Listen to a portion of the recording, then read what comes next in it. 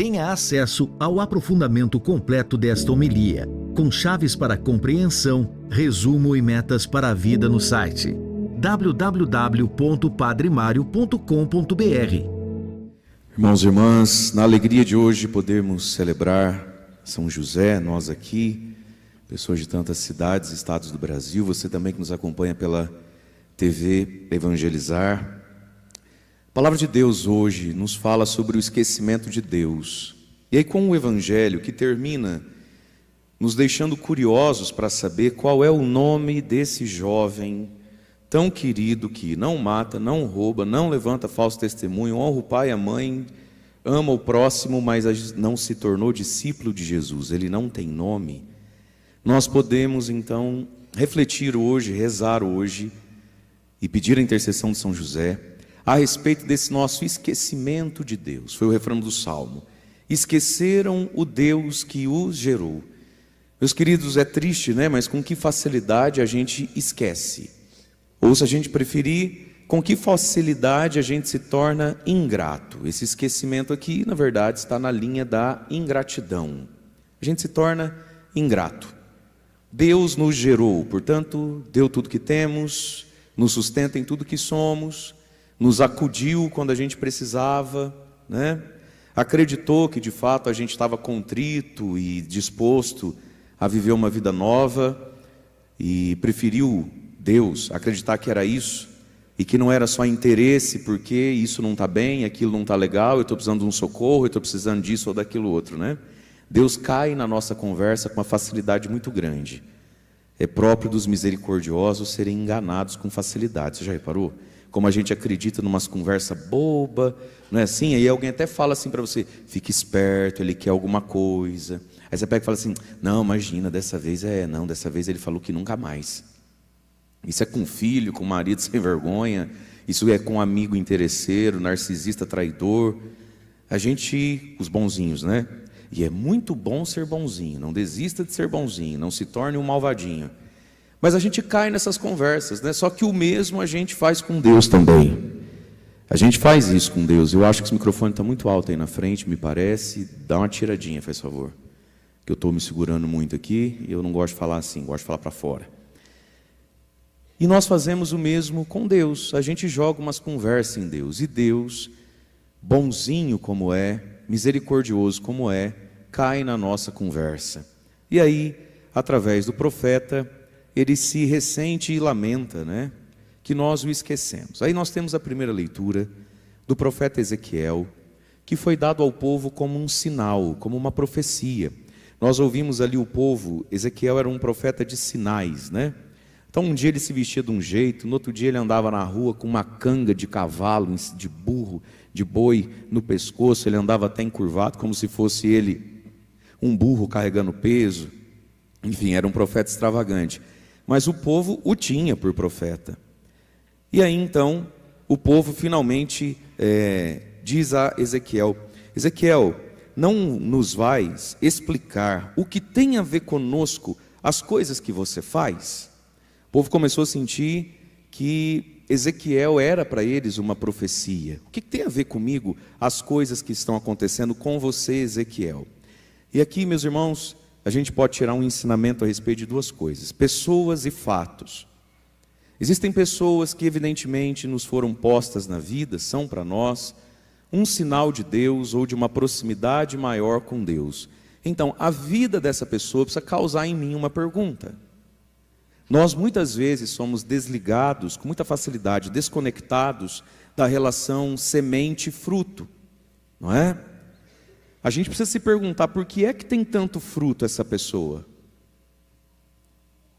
O nosso problema é que a gente nem pergunta, mas quando pergunta e entende o porquê é que esse fruto chega, porque esse fruto ele precisa de uma semente, ele precisa de um cultivo, aí a gente acha chato, a gente acha exagero, e a gente quer acreditar que é possível aquele fruto sem aquele processo, sem aquela semente. Deus põe na nossa vida pessoas, evidentemente mais frutuosas, progredidas, um passo à frente. Por que é que ela tem isso? Por que é que ela alcança isso? Por que ela recebe isso? O ser humano que nunca faz pergunta diante da vida do outro, A pergunta que faz crescer, não a pergunta da fofoca, né? A pergunta do saber, não a pergunta da curiosidade besta. Ele não cresce. E Deus permite na vida da gente fatos, às vezes da sociedade, do mundo. Então, aquele avião que caiu, e não foi dessa vez que eu estava, né, para a oposição aí, eu faço muito trecho ali, Cascavel, Guarulhos, e naquele aviãozinho, mas não foi dessa vez. Vamos lá, aquele avião que caiu, a gente tem que olhar para aqueles vídeos, aquelas fotos, aquelas reportagens, e perguntar assim para o avião que caiu: avião que caiu, você não vai explicar o que você tem a ver comigo? Tem nada a ver com a gente, aquela tragédia? Não tem parente meu ali, nenhum conhecido meu ali, mas aquela situação, o que essa situação tem a ver comigo? Nada, mesmo. Não me produz nenhuma pergunta, não me produz nenhuma reflexão, não me motiva nenhum passo à frente, não me faz querer desviar disso ou daquilo. Então, Ezequiel, você não vai explicar para nós o que você tem a ver conosco e esses fatos todos da sua vida? Mas antes de eu continuar, acorda quem está do seu lado, fala: eu entendo o seu sacrifício, mas você não veio aqui para dormir. Certo? Vamos lá, minha gente. E aí Ezequiel vai dizer a respeito do que ele estava vivendo naquele dia, né? Ele estava vivendo, ele se vestiu como um homem enlutado. O judaísmo, ele é cheio de ritos e protocolos, né? Eles se vestem para ocasiões, inclusive para o luto, para o enterro, para o velório, fica uma semana, fica um mês vestido de determinada forma, não faz a barba, tem que chorar em público, né? Enfim, um monte de situação. E aí o povo viu então, mas o Ezequiel está enlutado, estou sabendo que ninguém morreu na casa dele, por que ele está enlutado então? O que tem a ver, Ezequiel, essa tua barba desgranhenta, esse andar descalço, essa situação de mendigo que você está? O que isso tem a ver conosco? Aí Ezequiel vai dizer: a palavra do Senhor foi me dirigida nesses termos em relação a vocês, casa de Israel e Alto Piquiri. Assim diz o Senhor Deus: eu, o Senhor, vou profanar, olha que pesado isso, vou profanar o meu santuário. Ai, Jesus, objeto do vosso orgulho, encanto dos vossos olhos, alento de vossas vidas. O povo finalmente tinha ganho de novo um templo e um santuário. E um templo e um santuário nos faz acharmos que Deus está conosco, nos faz ostentarmos isso para quem não tem templo nem santuário, né? E um templo e um santuário, ao redor dele sempre gira o quê? Dinheiro. Onde tem um templo e um santuário, vai ter dinheiro, vai ter progresso. Não tem como não ter. Porque onde tem gente. E se tornou para o povo um objeto de orgulho, de encanto e de alento. Quantas coisas a gente tem na nossa vida, foi Deus que deu. Também um santuário. Mas pode ser um carro, pode ser o filho, pode ser o casamento, pode ser minha autoimagem, meu nome, pode ser meu salário, pode ser o concurso que eu passei, que quase ninguém passa, eu passei na primeira, segunda chamada. Quantas coisas na nossa vida não se tornam para nós, não é verdade? Nosso orgulho, nosso encanto, nosso alento. E aí o profeta diz então: os filhos e as filhas que lá deixastes vão tombar pela espada. Virão tempos muito difíceis. Definhareis por causa das vossas próprias culpas, gemendo uns para os outros, porque me esquecestes, porque ficastes ingrato. Então veja, meus irmãos, nossa vida tem umas etapas. A gente vem até Deus e recebe, amém? E depois que recebe, agora devolve. Se devolve. Se devolve como? Através da lei, dos mandamentos. Se devolve como? Através daquilo que Deus nos pede. Mas qual é o processo que muitas vezes acontece com a gente? A gente vem até Deus, abusa que Ele é bonzinho, misericordioso, não é isso? Deus olha para nós e fala: é verdade esse bilhete, acredita, e dá, concede, favorece. E aí a gente vai tendo coisas, uma ou várias, que são orgulho, encanto e alento. E a gente se esquece dele, porque vive de costas para ele. Porque olha para ele e diz: ah, ele vai perdoar. Ah, hoje em dia é assim mesmo. Ah, mas não precisa dessas coisas. Ah, mas eu sou uma pessoa boa. Jesus, não foi o evangelho? Eu sigo protocolos. E aí, meus irmãos, Deus, para não nos perder, Porque muito mais importante do que aquilo que Deus nos dá é a salvação, e Deus nos dá o que dá, que é para a gente entender a salvação. Deus diz: vocês vão definhar por própria culpa, e Ezequiel servirá como um sinal para vós. Quem sabe, olhando para Ezequiel, vocês se perguntem algumas coisas. Quem sabe, vendo o avião que caiu, você se pergunte alguma coisa. Fareis exatamente como ele fez, diz o Senhor.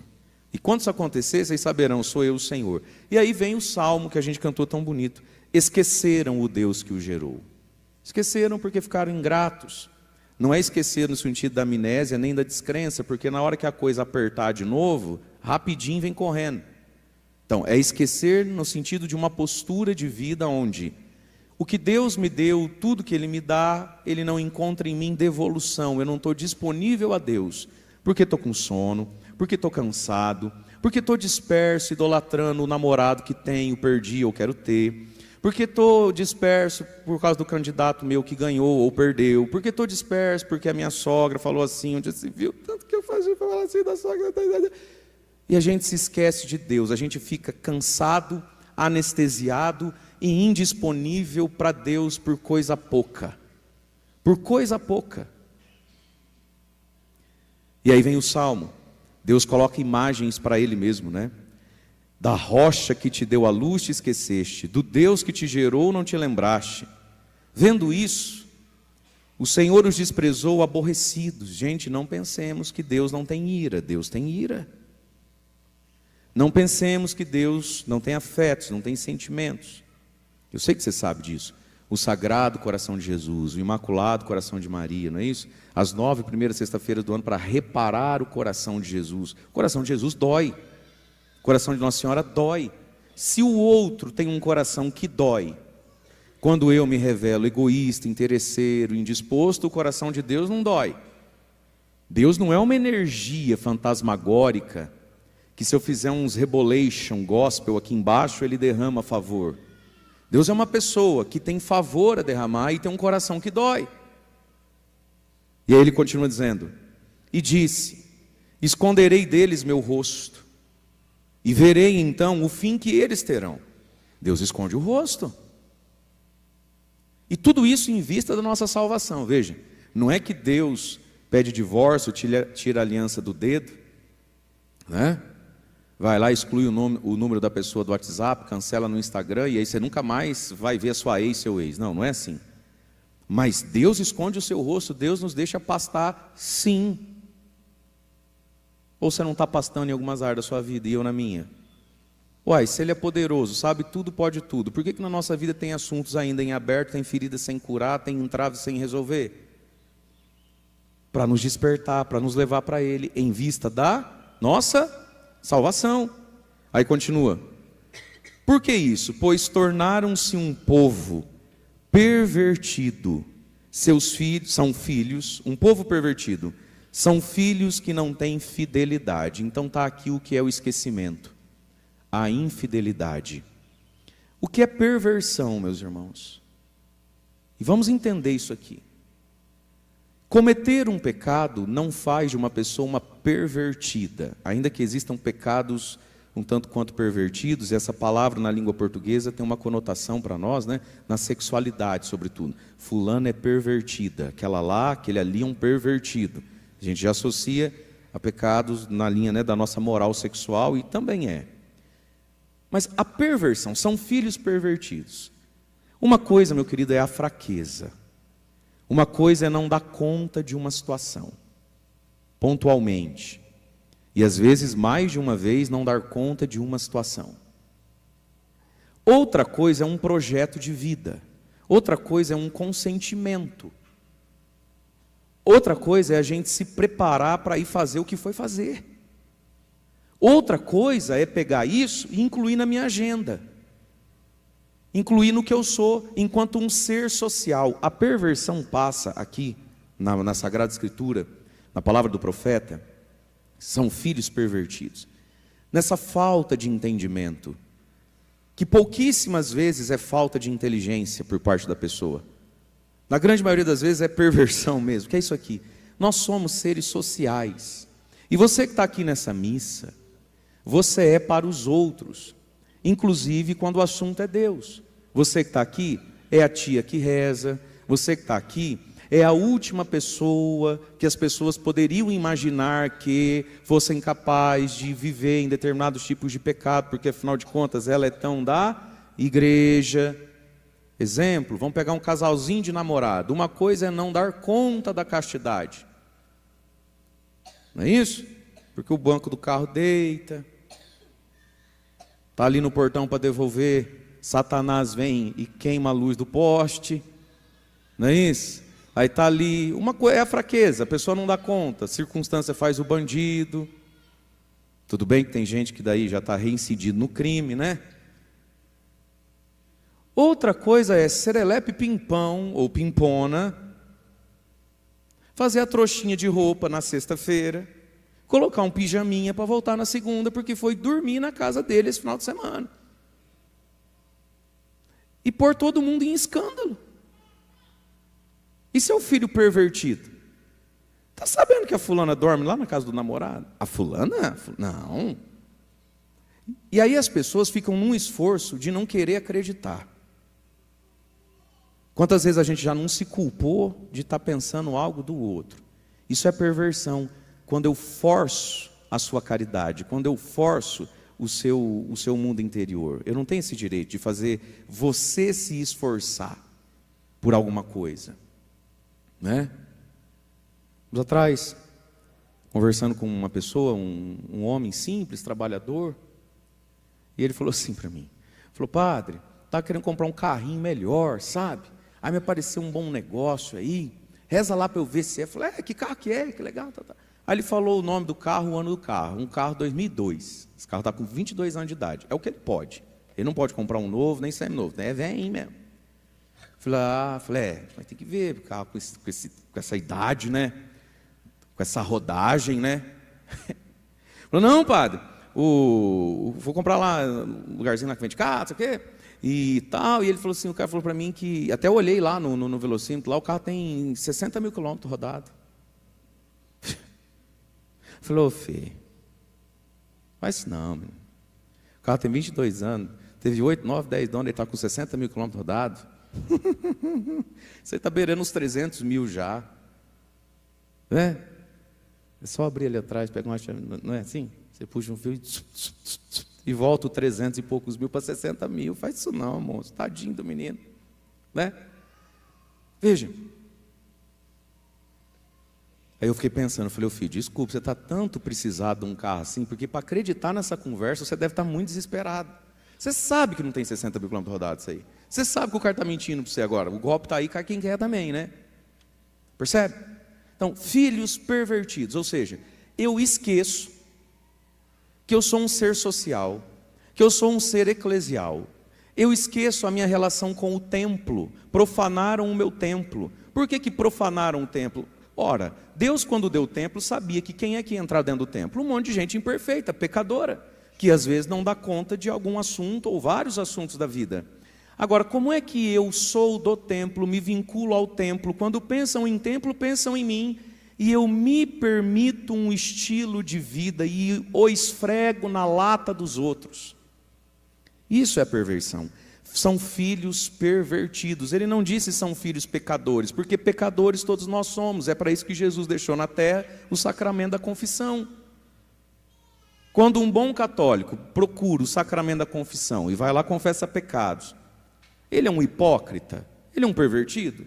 Não, é o caminho da vida. A gente cai, a gente levanta. Outra coisa, meus irmãos, é um projeto de vida, é colocar o pecado na agenda.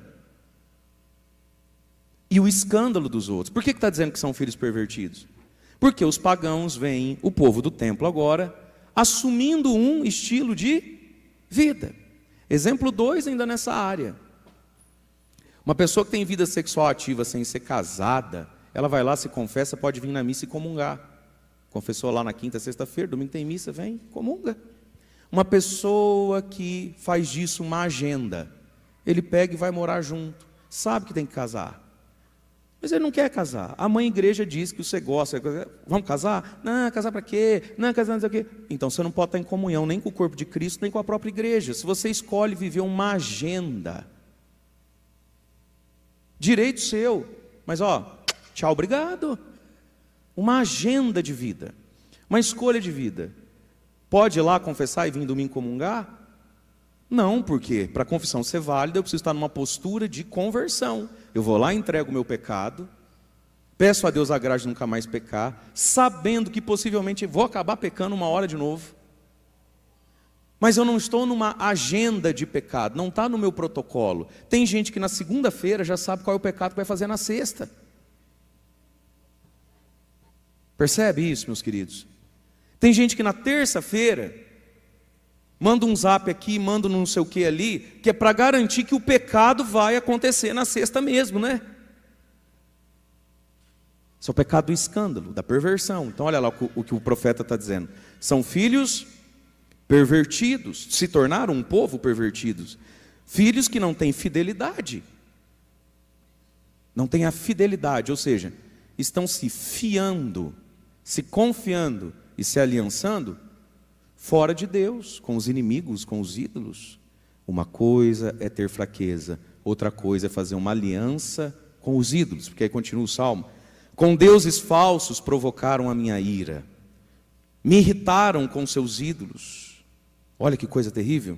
Vou provocá-los por aqueles que nem são um povo. Através de gente louca vou irritá-los. Deus permite as consequências do que a gente planta.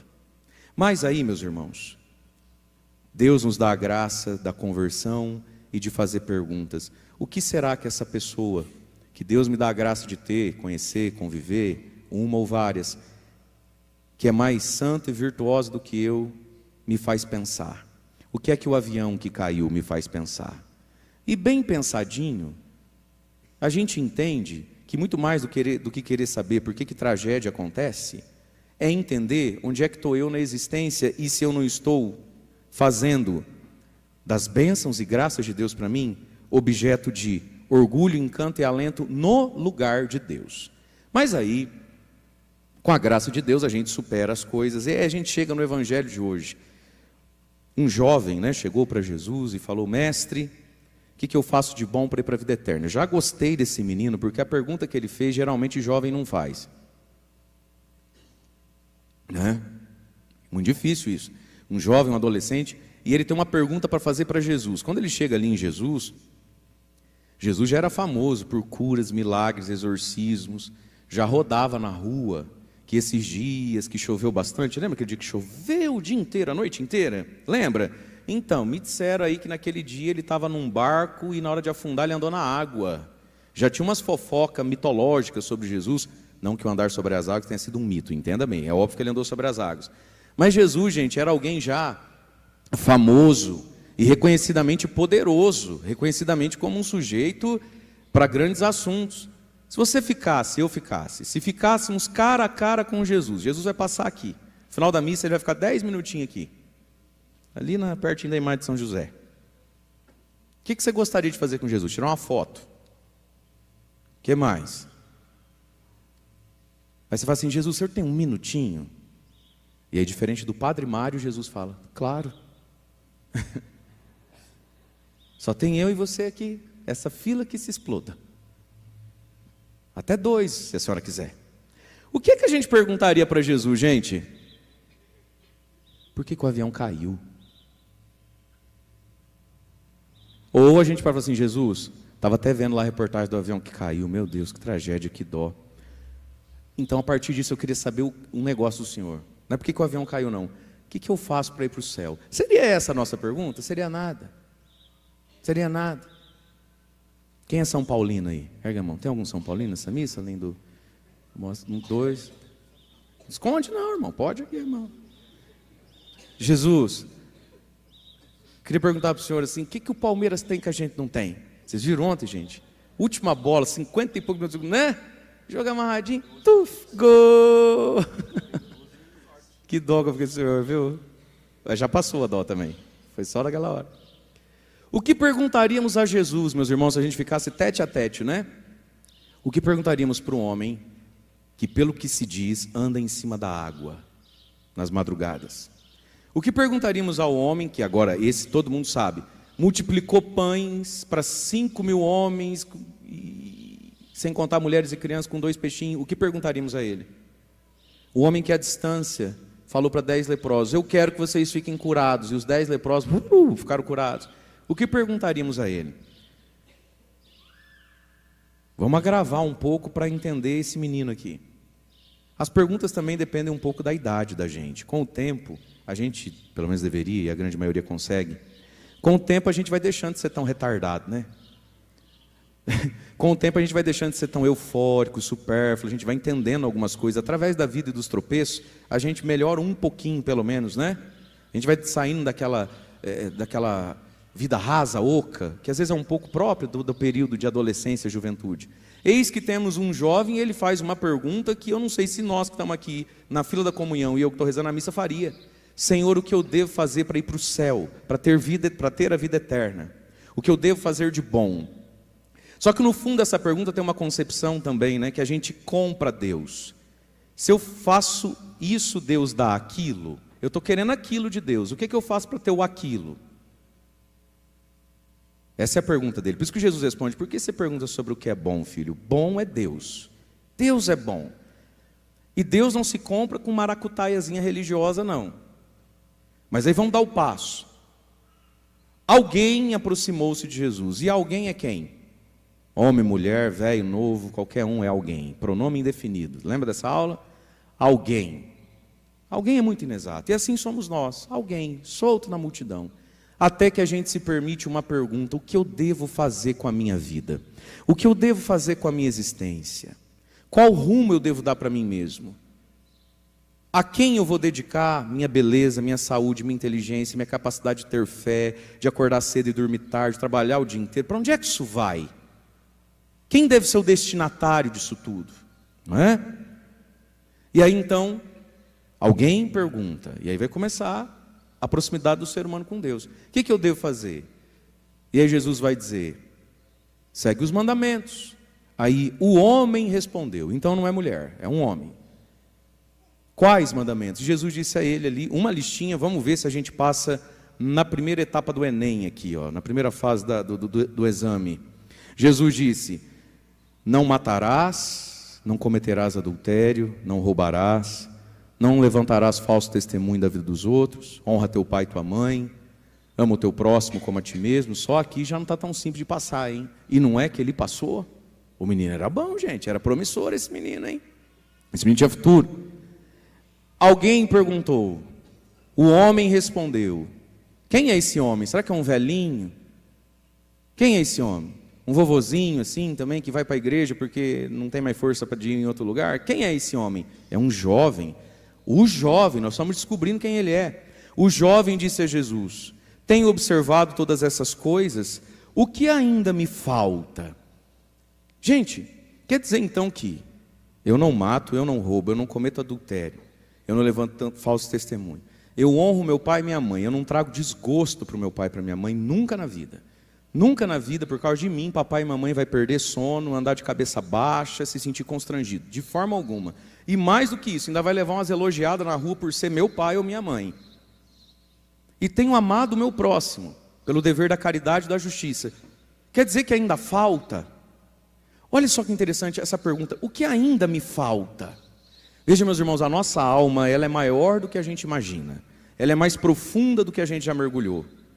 E ela tem uma elasticidade, ela tem uma capacidade de uma grandeza que às vezes a gente ainda não estimulou.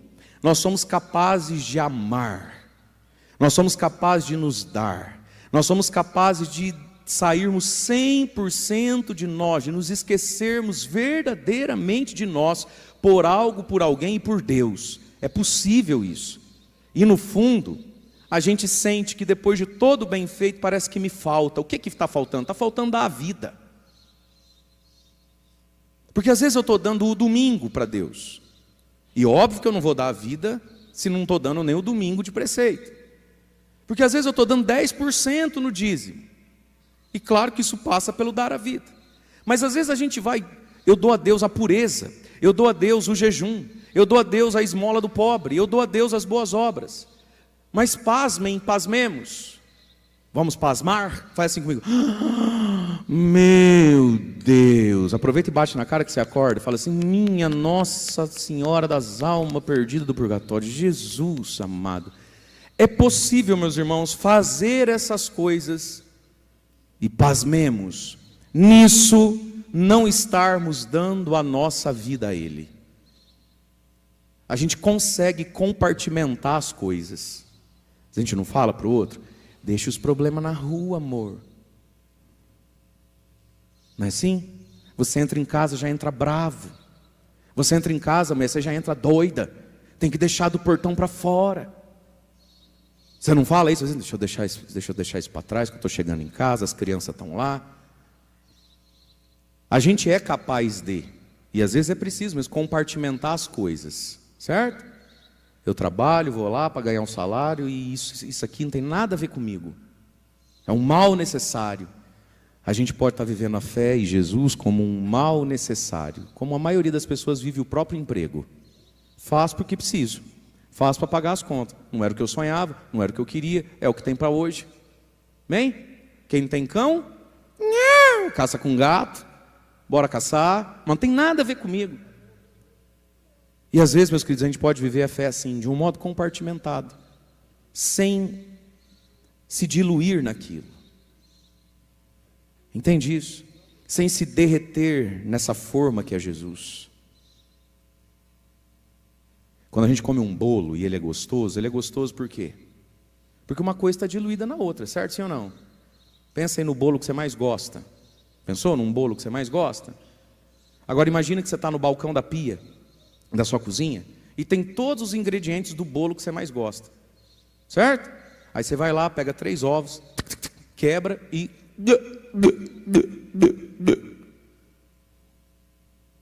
O ovo não faz parte do bolo?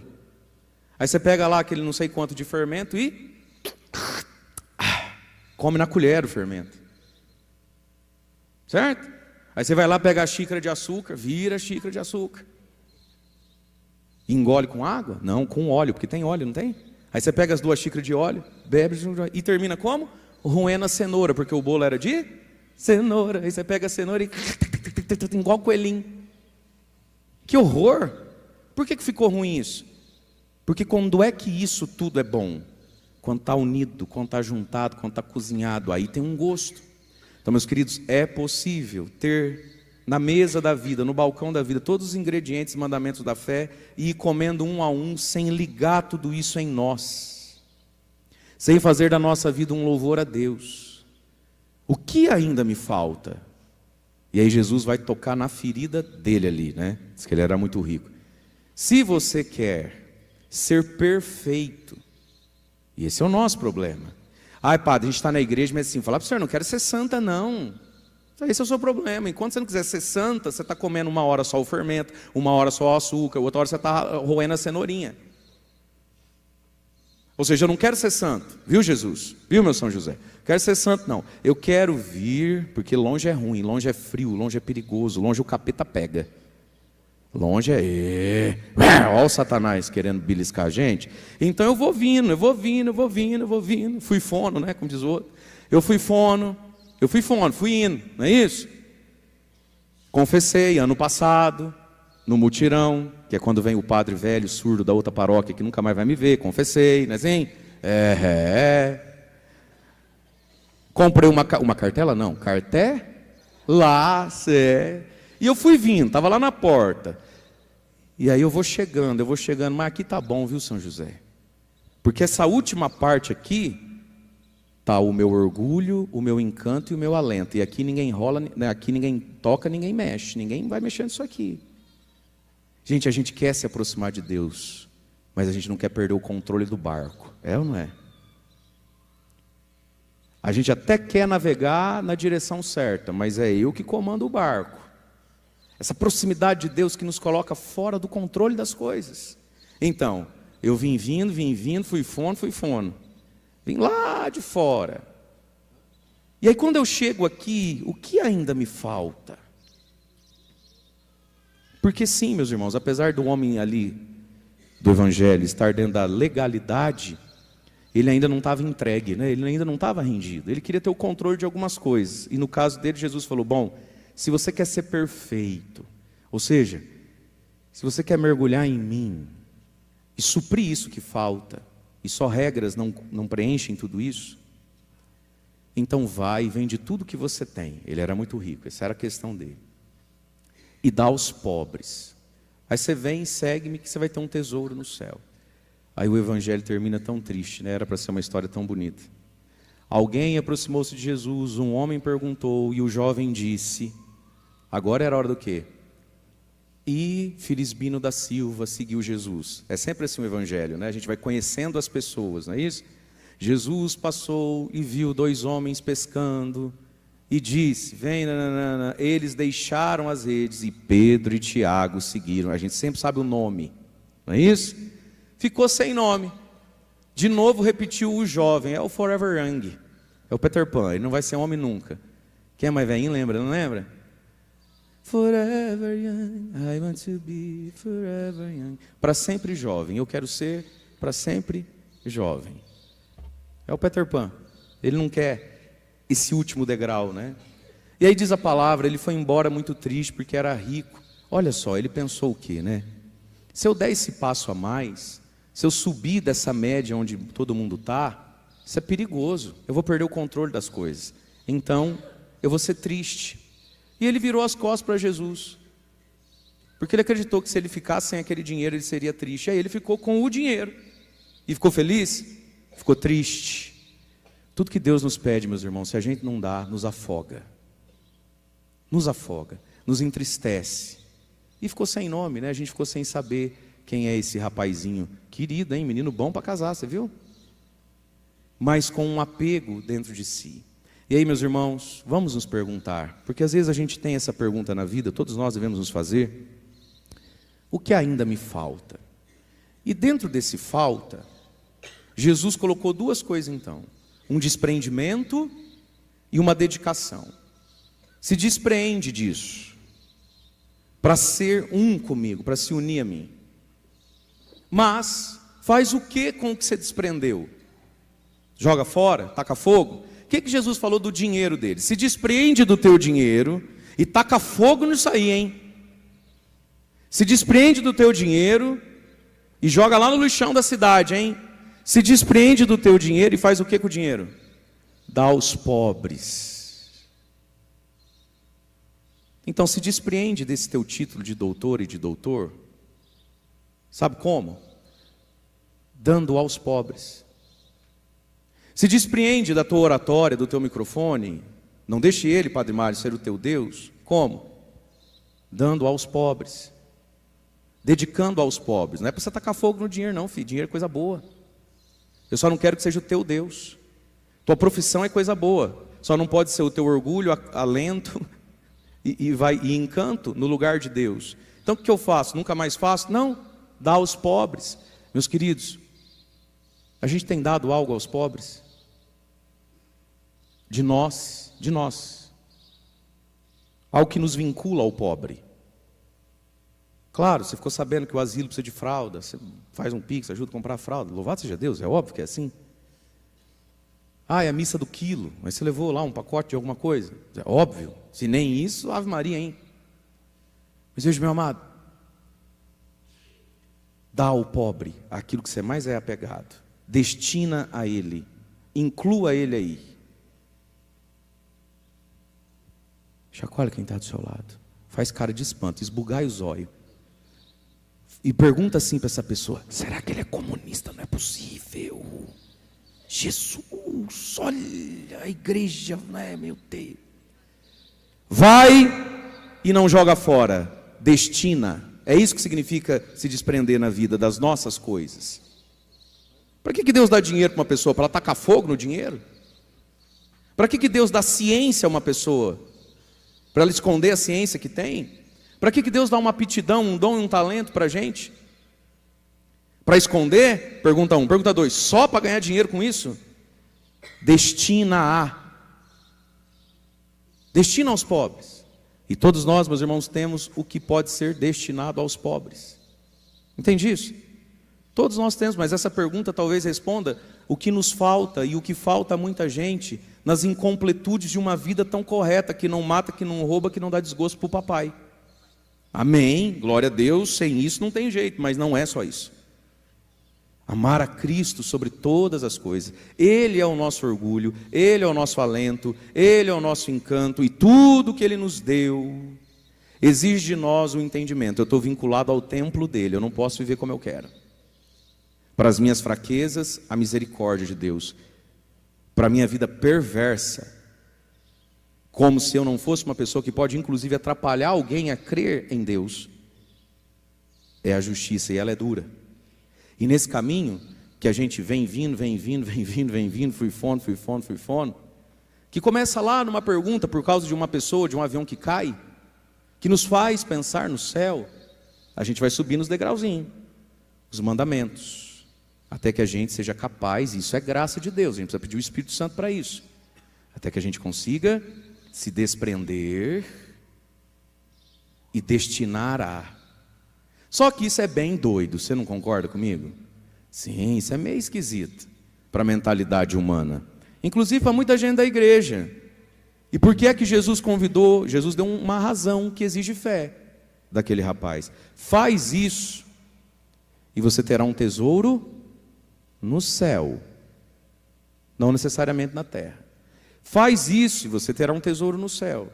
Porque às vezes na terra você vai ter a perplexidade das pessoas boas, que vão dizer que você ficou doido, que não precisa ser assim, isso é lavagem cerebral, onde já se viu. Faz isso para ter um tesouro no céu.